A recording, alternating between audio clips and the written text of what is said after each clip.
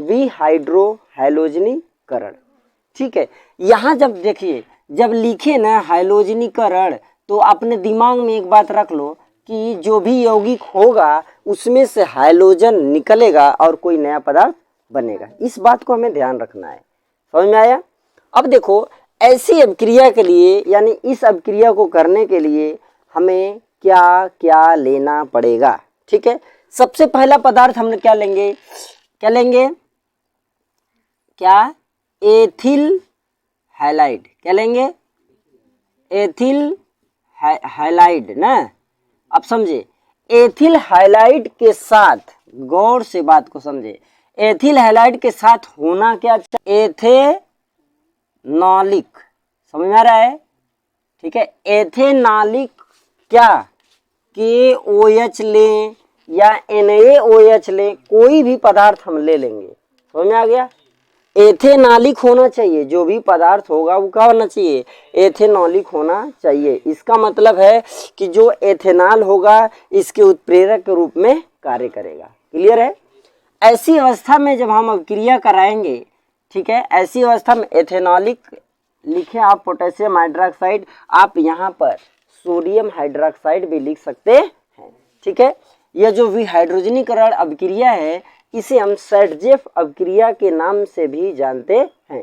क्या इसका एक और नाम क्या है? ये देखो बहुत ही इंपॉर्टेंट है। क्या है?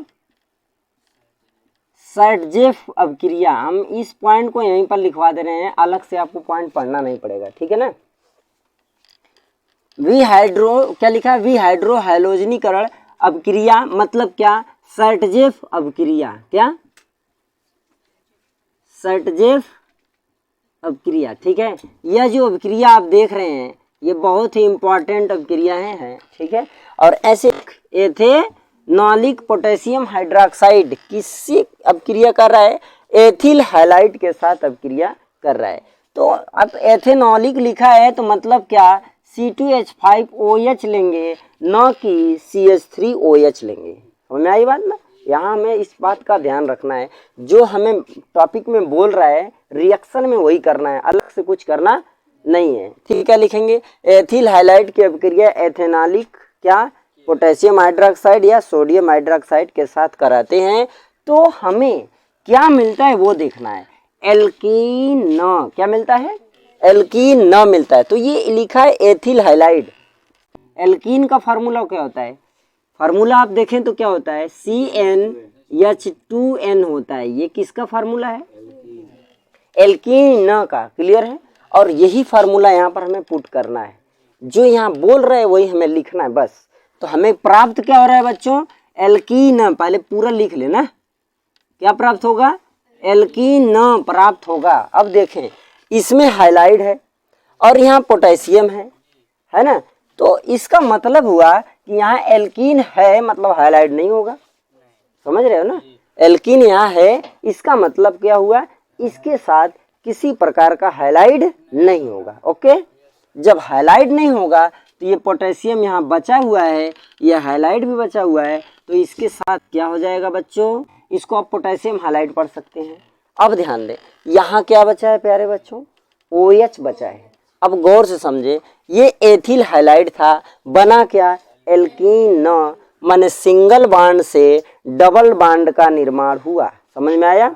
यहाँ सिंगल बॉन्ड था और यहाँ पर डबल बॉन्ड का निर्माण हुआ। क्लियर है? गौर समझे, क्योंकि एल्कीन में कितने बॉन्ड होते हैं? डबल बॉन्ड होते हैं और इन जुड़ता है। आप सभी लोगों को ये बात पता है। ठीक है? अच्छा भाई ध्यान दे बोर्ड पर। ठीक है, क्या होगा? एल्कीन में CnH2n फार्मूला होता है, डबल बॉन्ड इसमें होता है और इन इसमें जुड़ता है। क्लियर है? ध्यान दें, तो ये आपका एल्कीन हो गया, माने इसमें डबल बॉन्ड है।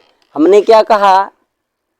एथिल हाइलाइड में सिंगल बॉन्ड होता है और जब सिंगल बॉन्ड से डबल बॉन्ड का निर्माण होता है इसका मतलब हुआ, लिखा है विहाइड्रोहैलोजनीकरण, मतलब एक हाइड्रोजन भी निकलेगा और एक हैलोजन भी निकलेगा। बात समझ में आ रहा है?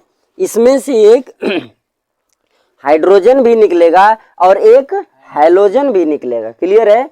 हाइड्रोजन माने H निकलेगा, हैलोजन माने जो भी उसमें क्लोरीन, ब्रोमीन, आयोडीन ये सब जो होगा है ना, कौन वाला, वो फूलों वाला ना, वो कलियों वाला, जो रहेगा वो क्या होगा, निकल जाएगा।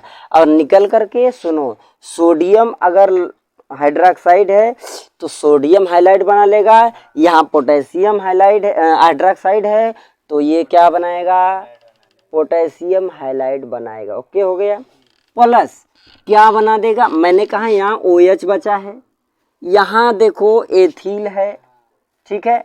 एथिल का फॉर्मूला क्या होता है प्यारे बच्चों, CN, गौर समझे, H2N+1 होता है क्या, इतना होता है। और देखो एल्कीन का सूत्र क्या होता है, CnH2n। ध्यान दो यहाँ एक हाइड्रोजन एक्स्ट्रा है कि ना जी, यहाँ पर एक हाइड्रोजन एक्स्ट्रा है या नहीं है। अच्छा यहाँ पर OH है, यहाँ पर H है, ये दोनों जुड़ेगा बच्चों तो क्या बन जाएगा, H2O का निर्माण करेगा। एनी डाउट, नो डाउट, बढ़ा जाए आगे। अब हमें क्या करना है, इस चीज को समझे। अब हमें इसमें करना क्या है, बस इसके जगह जो जो जैसे जैसे लिखा है लिखते चले जाना है, आपका रिएक्शन कंप्लीट हो गया है। ठीक है, आपका रिएक्शन क्या, एथिल माने क्या, C2H5, समझा चुके हैं इस बात को। एथिल माने क्या, C2H5 होगा कि नहीं होगा, ठीक है, होगा ना, देखिएगा। तो ये क्या आपका हो गया C2H5 ना, फिर क्या, यहाँ हाईलाइट लिखा है, हाईलाइट में हम कुछ भी ले सकते हैं, मान लो हमने X ले लिया, फिर क्या हो जाएगा प्लस एथेनॉलिक KOH, मतलब ये KOH लेंगे यहाँ, और एथेनॉल तो यहाँ है ही C2H5OH, यह किसका कार्य करेगा भाई, उत्प्रेरक का कार्य करेगा। ठीक है, समझ में आ रहा है ना। अब देखो यह जो है क्या करेगा, इसमें से हमने बताया कि जो एथिल हैलाइड है वह किस में बदलेगा बच्चों, एल्कीन में, यानी एल्कीन का फार्मूला होगा C2H4, या इसको आप इस तरह भी लिख सकते हो, आप इसको लिख सकते हो का CH2 डबल बॉन्ड CH2 लिख सकते हैं। आगे बढ़े, फिर प्लस क्या हो जाएगा, KX लिखा है तो आप KX लिख लीजिए, फिर प्लस क्या है H2O। क्लियर हो गया। यह अवक्रिया आपकी क्या कहलाती है, सैडजेफ अवक्रिया कहलाती है। क्लियर है।